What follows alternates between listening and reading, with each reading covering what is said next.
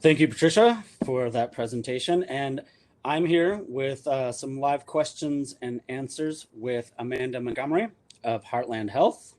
Hi, everyone. Amanda, a question for you. What are the most common services that you provide as a nutritionalist? So I'm a community dietitian, so the kind of the scope of my practice is a little bit different than what you might see a typical dietitian do.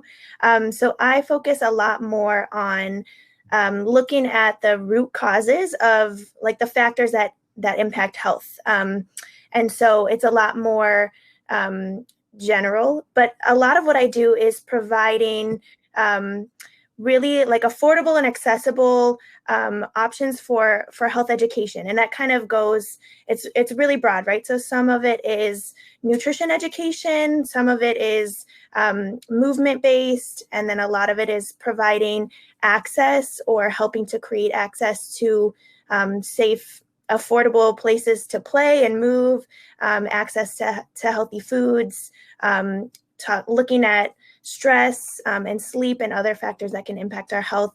So it's definitely more focused on the root causes of health rather than more disease or condition targeted, which is what a lot of other dietitians that's where you commonly see a lot of dietitians. Are there any struggles that you see popping up now?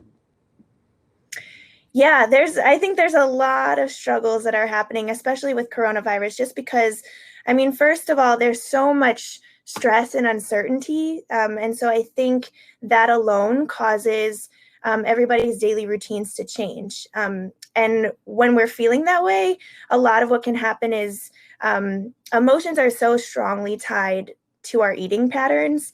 And so a lot of people might turn to food for comfort or might not use food. They might, not feel hungry just kind of as a response to all of the things that they're feeling. And that in general, like that shift can sometimes cause even more uncertainty, or you feel like you're out of control or things like that. Even though it's totally normal, that's something that I think a lot of people might be feeling like they can't control their eating patterns now. But I also think it's two-pronged besides that. Like, I think some people who are socially distancing at home right now, first of all the days kind of run together because you're just at home all the time. And so a lot of your routines or the things that might have kept you away from all the food in the kitchen or in the pantry aren't there anymore. And so it's really easy to kind of run and grab some food. And it's also harder to move, right? We don't have access to gyms or to, working out with our friends or doing things that might have been motivating for us in the past. And I think that can be really challenging.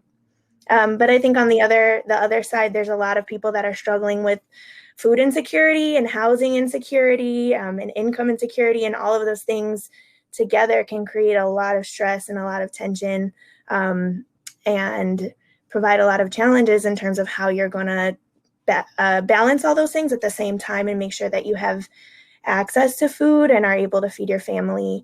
So I think there's struggles all over the place, and for a lot of different reasons, especially with coronavirus, that are making it really hard.